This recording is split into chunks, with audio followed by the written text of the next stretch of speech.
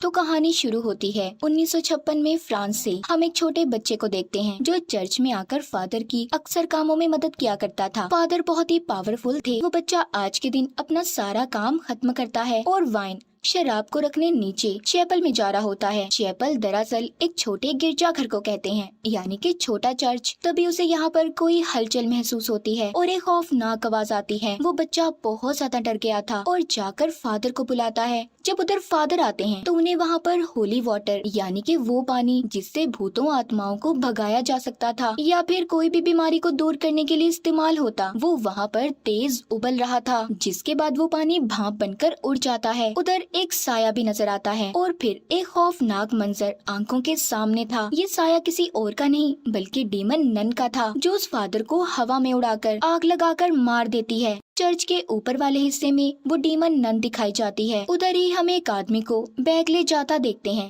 अब आगे कहानी में हमें एक सिस्टर आयरीन दिखाई जाती है। वो एक दूसरे चर्च में रहकर अपनी जिंदगी गुजार रही थी। वहीं पर एक लड़की डेबरा भी थी जिसको उसके डैड ने चर्च में भेजा था। आयरीन उससे बात करती है कि मेरे डैड मुझे बिल्कुल भी पसंद नहीं करते थे। उसे इसलिए पसंद नहीं करते थे क्योंकि आयरन को अक्सर जो कुछ भी बुरा होने वाला होता था उसे पहले ही पता चल जाता था। खैर अब यहाँ पर चर्च में नन डीमन के बारे में बातें चल रही थी। अब कहानी शिफ्ट दोबारा से फ्रांस में होती है। हम एक हॉस्टल स्कूल को देखते हैं जहाँ पर मॉरिस नाम का एक आदमी काम किया करता था। उस हॉस्टल को एक मैडम चलाती थी। वो मॉरिस से बहुत ज्यादा गुस्से में बात करती हैं। उसकी वजह ये थी कि उस मैडम का बेटा कुछ सालों पहले इसी स्कूल की चैपल में मर गया था, जिस वजह से वो चिड़चिड़ी हो गयी। बस यही वजह थी कि वो हर किसी से गुस्से में बात किया करती थी। इसी स्कूल हॉस्टल में एक बहुत प्यारी बच्ची सोफी भी पढ़ती है। उसकी मॉरिस से काफी अच्छी दोस्ती होती है। यहीं पर कुछ लड़कियां जो अक्सर सोफी को तंग किया करती थी, मॉरिस उन्हें उनसे हमेशा बचाता। मगर मॉरिस के साथ कुछ तो गड़बड़ थी। वो अजीब अजीब हरकतें किया करता था। एक दिन एक लड़की जब स्कूल में सामान देने आती है तो वो मॉरिस को अजीब हालत में देखती है। वो बाहर बैठा कॉकरोचेस खा रहा था क्योंकि कॉकरोचेस लाल बेग को साफ करने के लिए इसी स्कूल की मैडम ने बोला था। मॉरिस के अंदर से अचानक से डीमन नन बाहर आती है और उस लड़की को मार देती है। उसके अंदर भी डीमन नन थी। मतलब जिस आदमी को हमने कहानी के शुरू में देखा जिसके हाथ में बैग था वो कोई और नहीं बल्कि मॉरिस ही था जिसके अंदर नन थी। वो डीमन नन ऐसे ही सबको नहीं मार रही थी। इसके पीछे कोई तो राज छुपा हुआ था जो हमें आगे आगे कहानी में पता चलेगा। उधर आयरीन को भी अजीब अजीब ख्याल आ रहे थे। उसे सपने में मॉरिस दिखाई देता है जो उससे मदद मांग रहा था। तभी अचानक से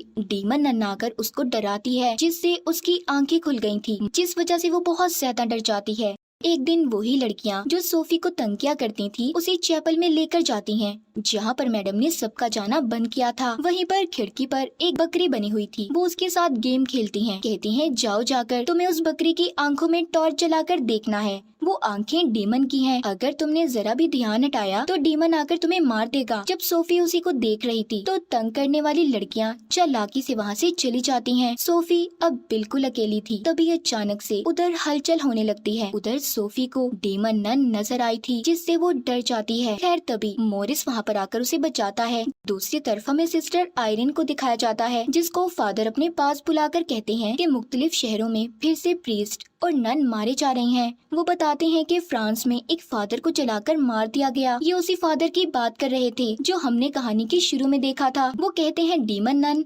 दोबारा आ गई है। वो मरी नहीं जिसका तुमने पहले भी मुकाबला किया था। तुम दोबारा से उसे हरा सकती हो। आयरन कहती है नहीं, अब मैं ऐसा कुछ नहीं कर सकती। वो कहते हैं नहीं, अब तुम्हें ये सब देखना होगा क्योंकि दुनिया और इंसानियत की बात है। तुम्हें ही इस केस की जाँच करनी होगी। सारी बातें सुनकर सिस्टर आयरन अपने डर पर काबू पाती है और चल देती है। इस केस को हल करने के लिए आयरन फ्रांस के लिए निकल जाती है जहाँ पर फादर को जलाकर मारा गया था। तभी चुपके से उसके साथ डेबरा भी ट्रेन में आकर बैठ जाती है। आयरन जब ये देखती है तो कहती है तुम्हें ऐसा नहीं आना चाहिए था। अगर ऐसे चर्च में पता चल गया तुम बिना बताए ऐसे मेरे साथ आ रही हो तो चर्च वाले तुम्हें निकाल देंगे। डेबरा कहती है ऐसा कुछ नहीं होता। तुम जानती हो मेरी मॉम भी जलकर मरी थी। मुझे कोई भी मिरेकल्स मोजिज़े होते हुए नजर नहीं आए। ये सारी बातें सुनकर आयरन कहती है कि जब यकीन होता है तो बड़े बड़े मौजज़े होते हैं। खैर ये दोनों फ्रांस पहुंच जाती हैं। चर्च में पहुंचते ही आयरन को दोबारा से उसी बच्चे का ख्याल आता है जिस बच्चे को हमने कहानी के शुरू में फादर के साथ देखा था। अब वो उसे वहाँ पर खेलता हुआ नजर आता है। जब आयरन उस दिन के हादसे के बारे में उस बच्चे से पूछती है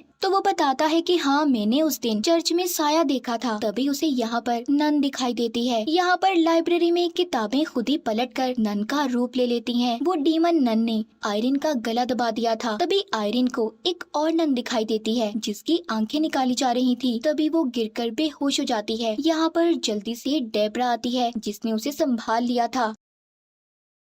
उधर सोफी के स्कूल में भी अजीब अजीब हादसे हो रहे थे। मॉरिस के अंदर भी डीमन नन बार बार आती। इसी वजह से सब स्कूल में बहुत ज्यादा डरे हुए थे। हॉस्पिटल में अब जल्दी से आयरिन को भी होश आ गया था। यहाँ पर अब उसे याद आता है कि आखिरी बार उसे डीमन नन से मॉरिस नहीं बचाया था, और जब से ही उस डीमन नन ने मॉरिस को पोजेस्ड अपने कंट्रोल में किया हुआ है। अब डेब्रा उसके पास आती है और बताती है कि एक बच्चा उसे हॉली क्रॉस का निशान देकर गया है। ये वही बच्चा था जिसको हमने कहानी के शुरू में देखा। उस क्रॉस पर एक अजीब सा निशान था। जितने भी लोग मरे थे, ये निशान उन सबके होली क्रॉस पर भी बना हुआ था। लाइब्रेरी में जाकर उन्हें पता चलता है कि ये निशान एक खानदानी निशान है जो कि एक बहुत बड़े प्रीस्ट सेंट लुइस के खानदान से जुड़ा हुआ है। और जिस नन प्रीस्ट को आयरिन ने अपने ख्याल में देखा था, जिनकी आंखें निकाली जा रही थी, वो सेंट लुइस की आंखें थी, जो कि एक बहुत ही ताकतवर चीज है जिसको कहीं पर छुपाया गया है। आयरिन को पता चलता है कि ये सभी लोग सेंट लुइस के खानदान से हैं जो मर चुके हैं।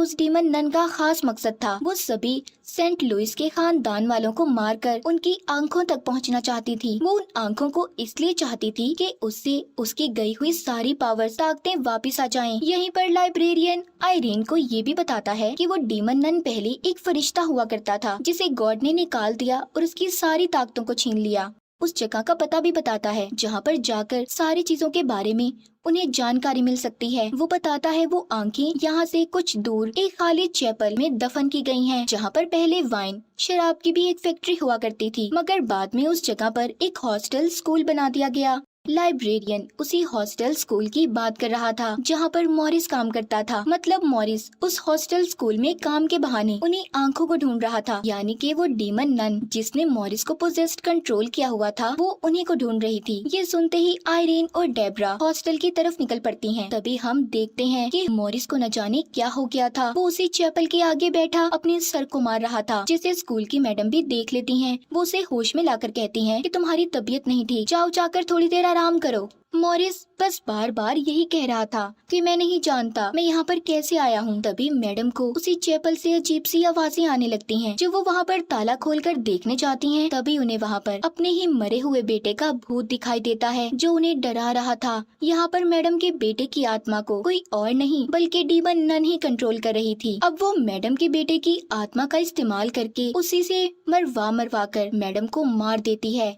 मैडम की लाश मिलती है जो बहुत बुरी हालत में थी, जिससे अब सभी हॉस्टल में रहने वाले बच्चे डर गए थे। रात को जब सब बच्चों का ध्यान अपनी तरफ करने के लिए मॉरिस और सोफी की मॉम डांस कर रहे थे, तो अचानक से मॉरिस की तबीयत खराब होने लगी थी। उसकी गर्दन पर जो क्रॉस का निशान बना हुआ था, उसका अब बहुत बुरा हाल हो चुका था। उधर आयरीन और डेब्रा भी हॉस्टल में पहुंच गई थी, जो कि सोफी और उसकी मॉम को मॉरिस से अब दूर रहने का बोलती हैं, क्योंकि आयरीन जान गई थी कि मॉरिस के अंदर डीमन नन का कब्जा है। तभी वो डीमन नन मॉरिस के अंदर जाकर बोलती है, हेलो सिस्टर। इतना कहकर मॉरिस उसी चैपल की तरफ भाग जाता है। उसे छोटे चर्च की तरफ जाता देखकर आयरीन उसे रोकने की कोशिश करती है, मगर उस नन ने आयरीन पर हमला करके उसे दूर गिरा दिया था। डेब्रा भी उस डीमन नन को रोकने की कोशिश कर रही थी, मगर वो नहीं रोक पाती। तभी सिस्टर आयरीन उठकर दोबारा से कुछ पढ़ने लगती है, जिससे मॉरिस के अंदर की डीमन नन कमजोर हो गई थी। तभी डेब्रा जल्दी से जाकर पीछे से मॉरिस के सर में कुछ देकर मारती है, जिससे वो बेहोश हो गया था। वो उसे बांधकर एक जगह पर बिठा देती हैं, ताकि वो यहाँ से कहीं जा ना पाए। और अब अपने साथ कुछ सिस्टर्स को लेकर आयरीन और डेब्रा चैपल के अंदर जाती हैं, ताकि उन्हें वहाँ वो आंखें मिल जाएं जो डीमन नन ढूंढ रही थी।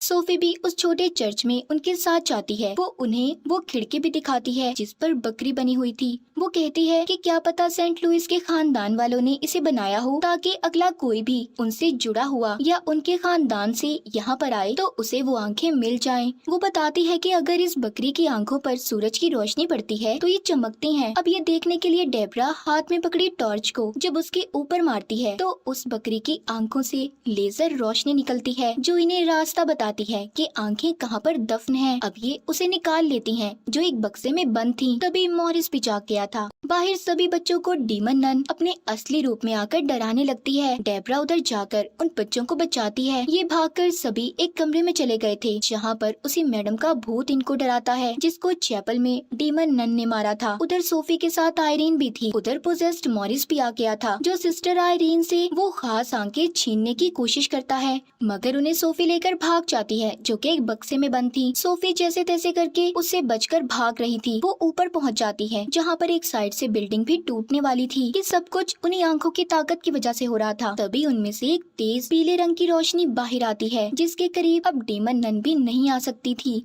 मगर फिर भी मॉरिस यानी कि उसके अंदर डीमन नन सोफी के पास जाने वाली थी। तभी उधर आयरीन आ जाती है जो उसे वो लेकर दरमियान में रख देती है जिससे बहुत ही ताकतवर रोशनी बाहर आती है और उस वजह से मॉरिस अब तड़पने लगा था। सबको ऐसा लगता है कि वो मर गया। ये देखकर सोफी बहुत दुखी होती है क्योंकि मॉरिस उसका बहुत अच्छा दोस्त था। अब जब उसे चेक करने आयरीन उसके पास जाती है मगर वो जिंदा था। ये सिर्फ डीमन नन की एक चाल थी इन्हें फंसाने की। अब वो डीमन नन जल्दी से वो आंखें उठा लेती है। सारी ताकत उसे दोबारा मिल गई थी। वो दोबारा से अब अपने असली रूप में आ गई थी। वो आंखें अब उसकी आंखों में थी। फिर वो हॉस्टल में एक बच्ची को पकड़कर जो हमेशा सोफी को तंग किया करती थी उसके मुंह के अंदर वो नन अपने नाखून गड़ा देती है। वो डीमन नन इतनी ताकतवर हो गई थी कि वो आयरीन को उसी तरह हवा में उठाकर मारने वाली थी जैसे उसने कहानी के शुरू में फादर को मारा था। तभी यहाँ पर आयरीन को अपनी मॉम नजर आती हैं। उनकी आंखें भी चमक रही थी, मतलब कि आयरीन भी